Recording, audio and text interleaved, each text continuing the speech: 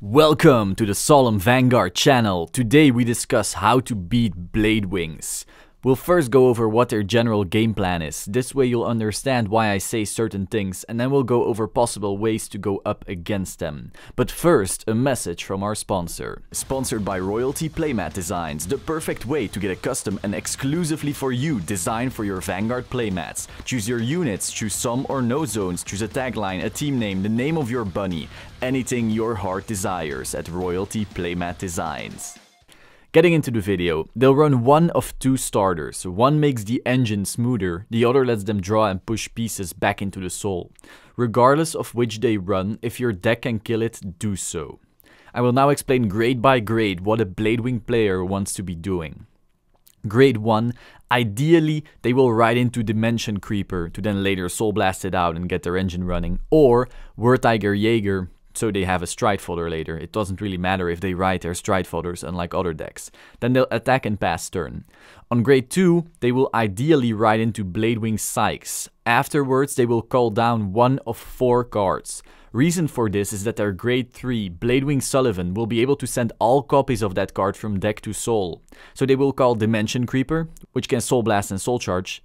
Enigmatic Assassin, which gets an insane stride kill turn going, Tiger Jaeger, which will let them draw, or Bladewing Sykes, which has the same effect as Creeper. All 4 of these are amazing when going into Soul, which is why grade 3 Sullivan is so deadly. Then they will ride Sullivan and push 3 Creepers, Assassins, Jaegers or Sykes into Soul unless they break a little. If they pushed Jaegers into Soul, this nets them a free +3 cards to hand. Then they will usually stride Demagogue, which gives a continuous +1k to the front row for each soul charge they do in the main phase. They will then start soul charging with their engine, Creeper, Sykes, Librarian, Succubus, Cat Stand, Hysteric Shirley and so forth to get their setup. The setup being a fuck ton of soul charges in order to give the front row an easy +20,000 power, and preferably as many enigmatic assassins in the soul as possible. This will allow them to get 3 to 8 giant attacks depending on how many assassins they charged and how many stands they check. A lot of games actually end right here because that first stride is just so deadly. If they got their setup and you survived this, every card they guard with will now get +10,000 shield, as long as their soul is 15 or more.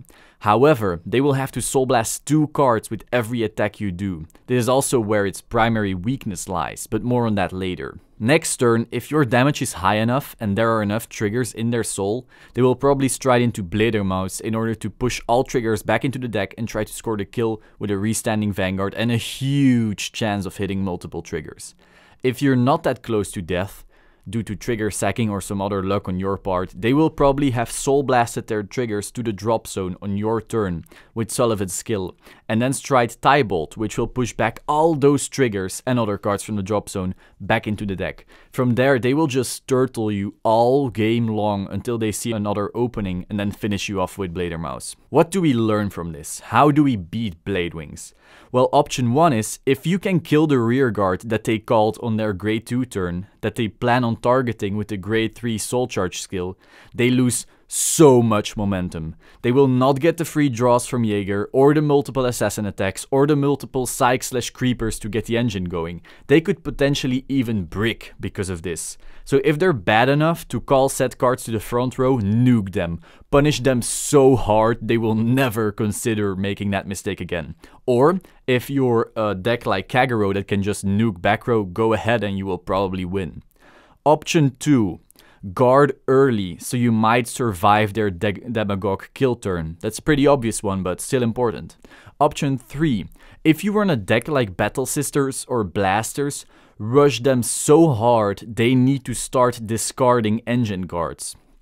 Remember that this deck has 15k guard draw triggers and 25k guard stand triggers because of the one cat. Once they get to the GB game, they will be able to guard anything. So ideally, you are able to push them so hard, their engine can't start running on first stride. Also remember that they only run 4 or 5 grade 3s, so chances are they kept it in their mulligan, or worse, they miss it, forcing them to G-assist. If you push them hard early and they need to G-assist, they will be in big trouble when trying to get their engine going. And option 4, Bladewing Sullivan's defensive skill is very impressive, but it has one major weakness. They have to Soul Blast 2 cards, regardless of if they guard it or not. This means if you're playing Aqua Force or no other multi-attack clan, go ahead and attack with Stasia's 9k on Vanguard or Tidal Assault's 9k and then 4k on Vanguard. They will lose all of their soul and thus their guard options. With the amount of draw triggers that they run, usually between 4 and 6, the fact that they always push their stand cat back into the deck, their hand is quite lackluster for guarding once the shield wears off. And finally, option 5. Remember that this deck runs 2 or more often no critical triggers, so feel free to no guard their Vanguard when you're at 4 damage, unless you saw a glimpse of a crit somewhere in the game. This takes off quite some pressure already, since you can keep your PGs or G guards for the real threats. They're giant rear guards that keep restanding. So, that was the video. Overall, the Bladewing deck is an amazing deck with one of the best engines in the game, and it definitely deserves its spot in tier 1. Regardless though, it has its weaknesses, and I hope this video helped you tackle them.